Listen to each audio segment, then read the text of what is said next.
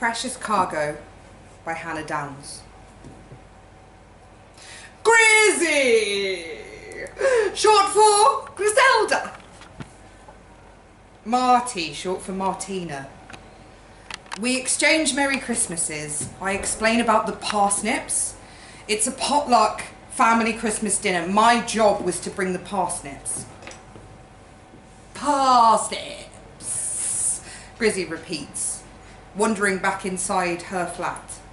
She wears a floral lilac bedcoat over sequin jeans. Her hair is in a complicated updo. I'm pretty sure we've got some. Make yourself at home. It's an open living kitchen space that mirrors mine directly below.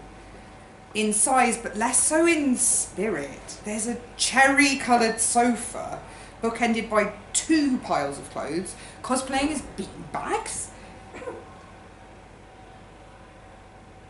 Guitar pedals line the skirting boards like mousetraps. I'm into eco-friendly goms and Echoplex guitars. She explains. Lovely! I nod, observing the items on her coffee table. A baby pink ceramic ashtray full. A tub of custard, half full. A gel-penned diary, 1 page full. I watch Grizzy as she begins searching for the parsnips, removing every item from her kitchen cupboard. I'm about to tell her that they'll be in the fridge. Concerned and angry mother might appear. What on earth, Griselda? But I'm so enjoying her 80s dream pop playlist that I settle in and begin reading her diary, which lies open on the table. December 24th. Hello, new diary. Okay. Guilty as charged. Correct, reader.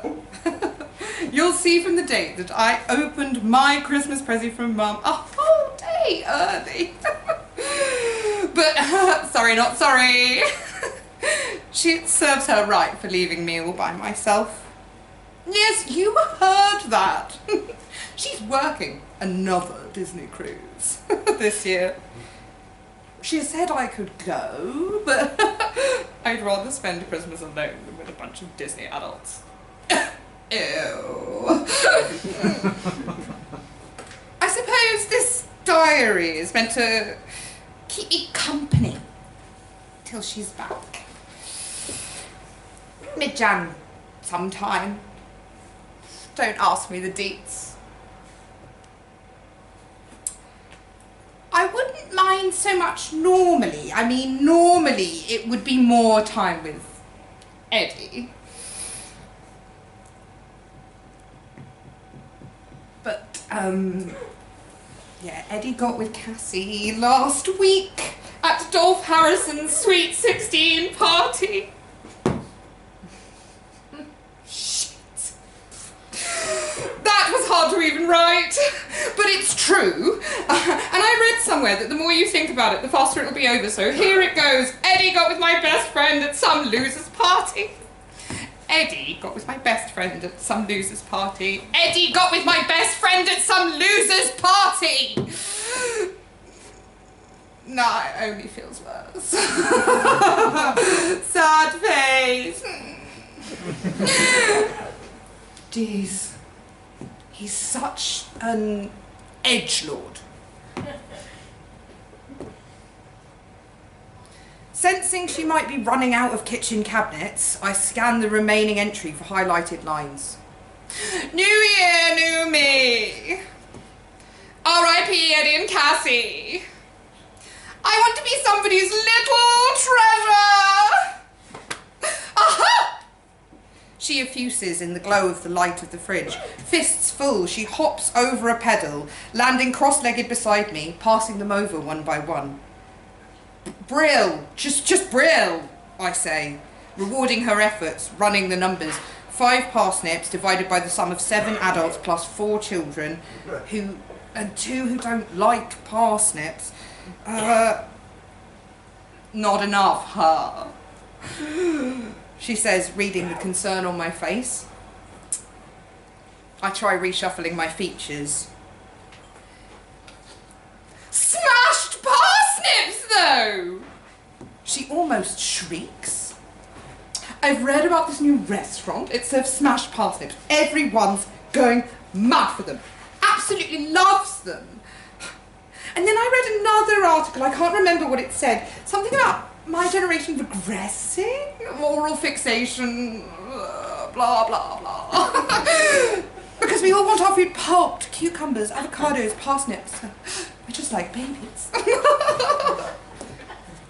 I imagine my sister saying exactly this.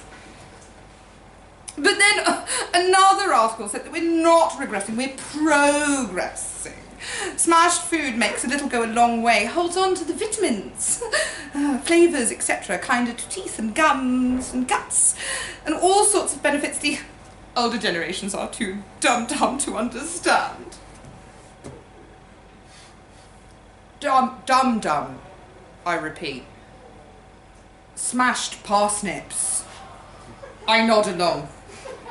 We'll use this, she says, hopping back over to a food processor she's resuscitated from some cupboard or other.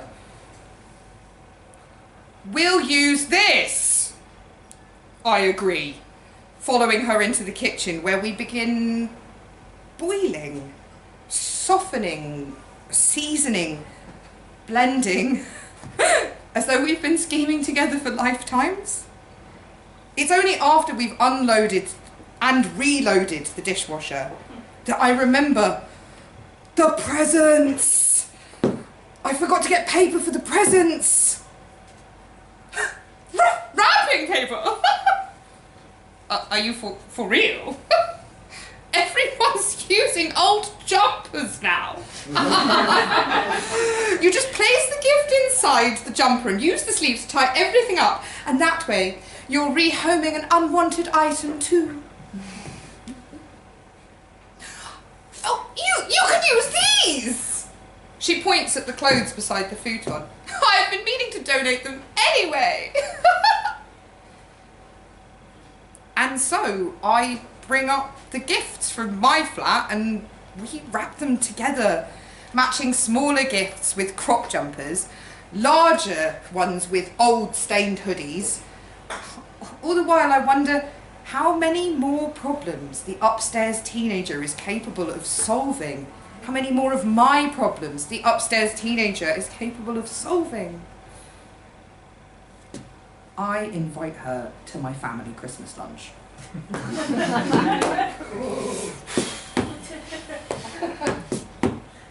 She swaps the bedcoat for a hot pink taffeta dress. She applies aqua eyeliner, frosted glitter eyeshadow across her eyes, nose, high points.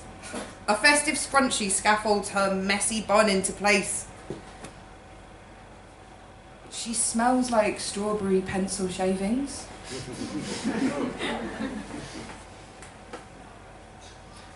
I want to tell her that she looks exactly like a little treasure, but I'm careful not to seem the overbearing mother type. Wonderful!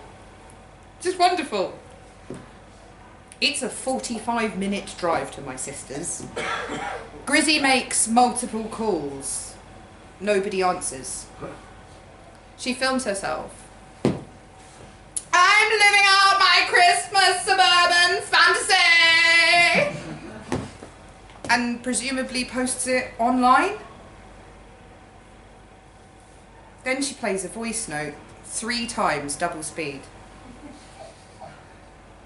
Merry Crimbo Zelda! Phone me when you can, hun! Merry Crimbo Zelda! Phone me when you can, hun!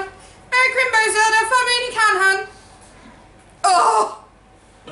She throws her phone on the dashboard. My mother! Not around today. Working. Disney cruise. Well, she certainly sounds like Minnie Mouse. 2 2 times speed. She called you Zelda. I used to go by Zelda, but it wasn't good on the dating apps. People kept reviewing me badly. Disappointed I wasn't into like video games or cosplay. Others were like, it's giving curved spinster to aunt from Sabrina. Grizzy was the obvious switch. Less baggage. I didn't actually realise that you could leave reviews on dating apps. Or that 16-year-olds could use them. I refrained from adding. You have to have reviews. It's etiquette. I see. You know, I once considered going by Tina rather than Marty. Tina Turner. Oh, Tina Fey. Tina from S Club. Big shoes to fill. I bet. Grizzy yawns and rests her head on a giant Hello Kitty earmuff for the remainder of the journey. Her phone lights up every few seconds. 41 likes and counting. A selfie captioned, "Precious cargo, passenger princess."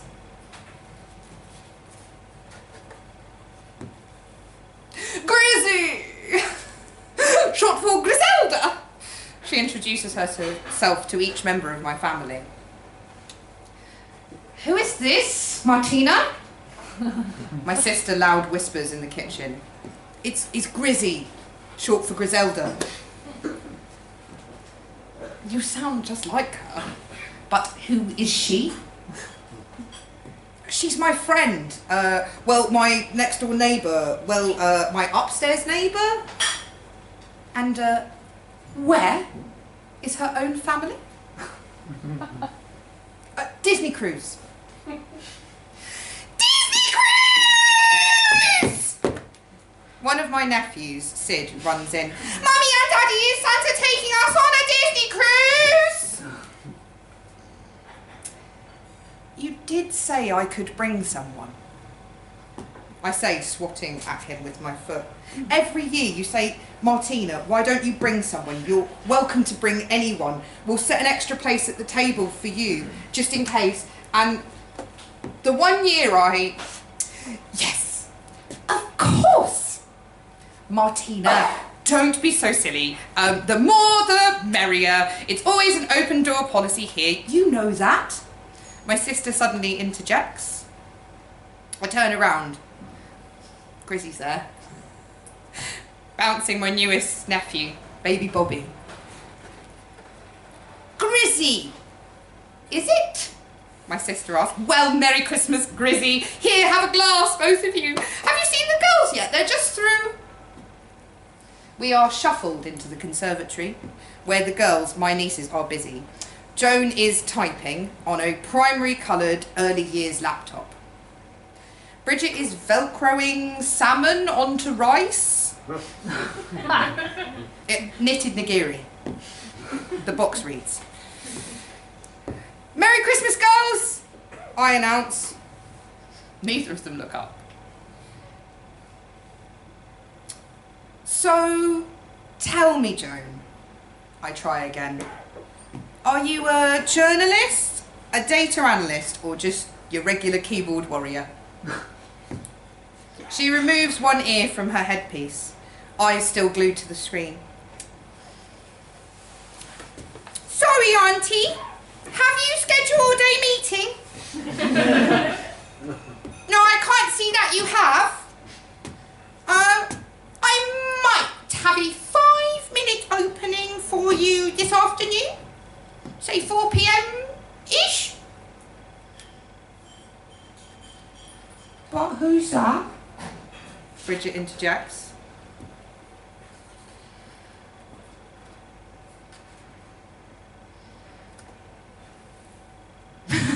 Merry Christmas, little ladies. I'm Grizzy.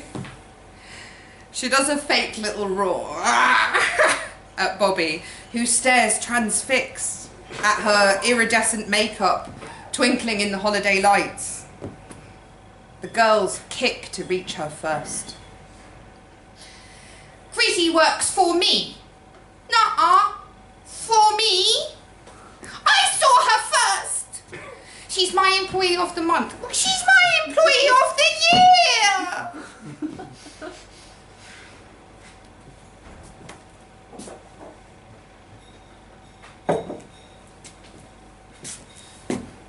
What on earth, Martina? My sister exclaims, uncovering our dish at lunch, but Grizzy is right on cue, providing a very thorough explanation of the history of smashed parsnips and the sustainable future of pureed food. Where did you find such a treasure? My father asks, tucking in. My sister quickly gets a rolling pin, just in case we want to smash anything she spent hours preparing. After lunch, it's gifts. The girls barely look at what I bought them. It's Grizzy's mothball-scented, smoke-stained jumpers that they're after. There's a tug of war until a sleeve rips off, and Bridget tells Joan, and Joan tells on Joan, and Joan makes Bridget cry, and they sit back to back on the sofa, wearing emotionally drained and trust the journey sweatshirts. It's during dessert that I realise Grizzy's been in the bathroom a while. I sneak away from the table. I do a courtesy knock before bustling in. It's empty.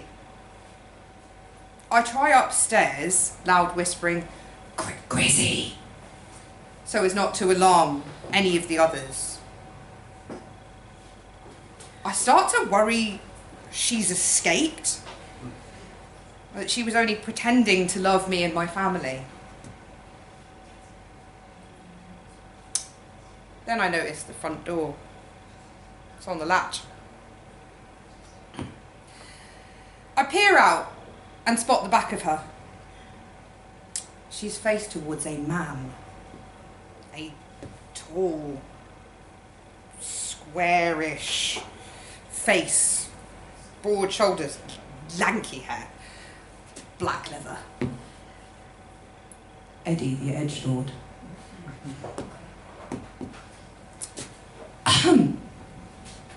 I say, walking over, place a hand on Grizzy's shoulder. Is there a problem? Oh, Marty! It's not a problem. It's just, this is Eddie, my friend. Well, he saw my Instagram and he thought, so silly, he thought maybe I was in trouble. Or something. He tracked me down, find my phone. And well, his lunch is over, so he's free to hang. So we might go to another friend's house, seeing as our lunch is over now too.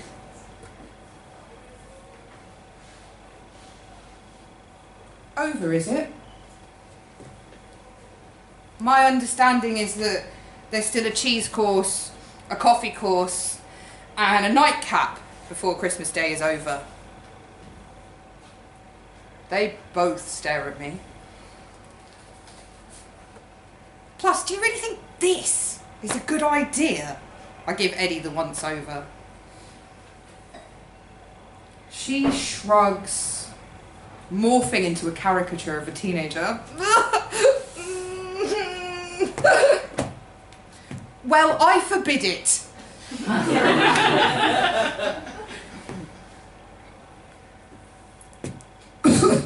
Forbid it? He splutters. You're not her mother. Well, that might be true, but I know... But I happen to know Grizzy's been very upset over what you did with Cassie, whatever she's called. Grizzy shoots me a look. You're quite the piece of work, breaking up two friends like that and ruining our Grizzy's self-esteem. Who on earth do you... You read my diary. Grizzy interjects. I might have accidentally laid eyes on your diary, Grizzy, yes, and I'm glad I did too. Whatever happened to New Year, New Me? To R.I.P. Eddie? To being someone's little treasure? You're a treasure back in there, Grizzy. Let me tell you, you'll always be a treasure back in there. You read my diary? She repeats, her voice accusatory, alien. You total psycho! Haven't you heard of privacy? Of personal space, Eddie? Come on, let's go. She's a toxic old spinster auntie.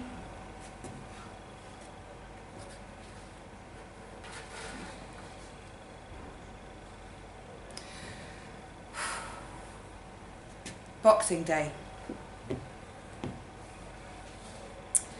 I read my reviews on the apps.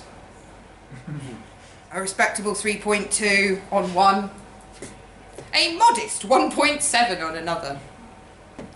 Slender grasp of reality, the AI summary declares. All the while, I carefully trace the footsteps upstairs. A series of stomps, a run, of pitter-patters, a cacophony of stomp, pitter, stomp, pitter, stomp, pitter, stomp, patter. And then a slam of the front door. A few seconds later, a knock on mine. She has tinsel in her hair, mascara on her forehead, cigarette holes in her lovely dress. I don't ask where she's been or what's happened, though I want to. There'll be time for that later. I simply open my arms, rock her gently, and coo something like, there, it's all over for now. For another year at least.